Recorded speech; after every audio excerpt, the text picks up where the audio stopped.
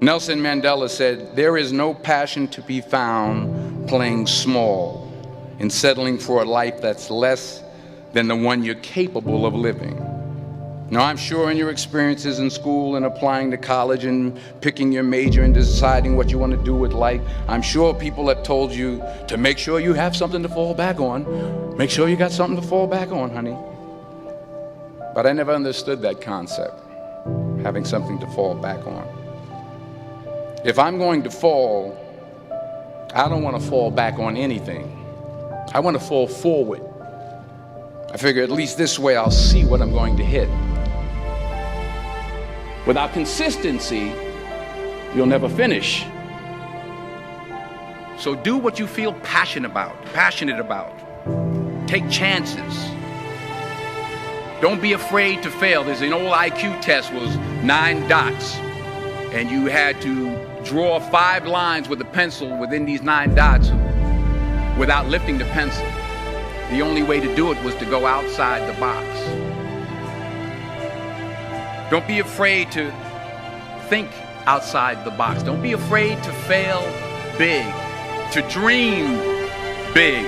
But remember, dreams without goals are just dreams.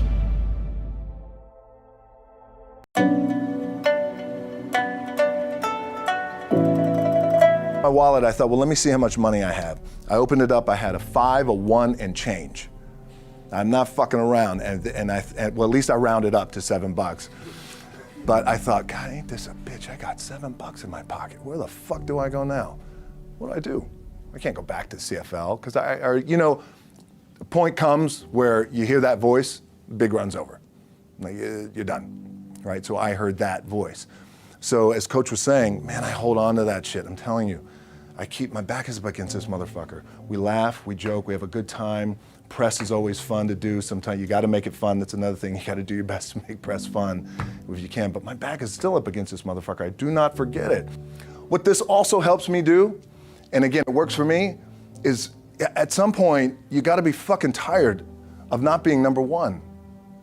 You have to be, and you gotta fucking play angry, and I play angry. Now, I'm cool and calm with my approach, and when I step out on my field, which is a set, or, you know, like, there's some, and you're always gonna have haters, and haters are like, well, God damn, man, how many movies are you gonna make, or how much shit are you gonna do? Like, you do a lot of shit. I say, yes, it's my ambition. Of course, why not?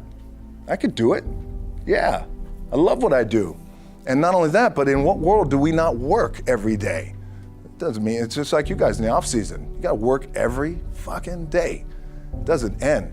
My back is up against this thing, you know, and I started to play angry, by the way, and I still play angry. My last match, Brock Lesnar, transitioned, and I realized if I had to be great at something, I wanted to be great in this world of Hollywood and movie making and producing and entertainment, I had to commit, and like you guys have to commit. Obviously, you commit to something, commit to the goal. So I quietly retired. 2 years later, I thought, what the fuck did I do with my career? Because my movies were not doing well. I was written off. I was like, it was around 2006, 2007. I was like, God damn. I left, I pulled a Jim Brown. I left when I was on top, like #1 in the wrestling business, and I left. It was a ballsy, gutsy, some call it stupid move, but I had to commit and I had to follow what was in my gut. And at that time, I'll share this with you guys, and Will Smith is my boy, and I sat down at that time with the agency I was with, and they said, what do you want to accomplish?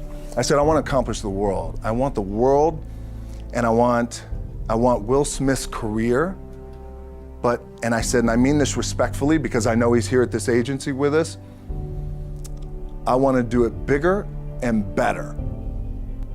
And they looked at me like I had 3 fucking heads, and they were like, okay. But I still stayed focused, and I still had still put in the hard work with my 2 hands, and that's it. And that's what it comes down to with you guys. One of the keys is, remember where you came from, keep that shit in the front of your mind, and when shit goes bad and it goes sideways, a lot of shit does, you're getting booed out of the fucking building, or you're coming through this injury, or people are writing you off, oh, you guys ain't gonna fucking make it, you know, any of that shit. You gotta keep it in here.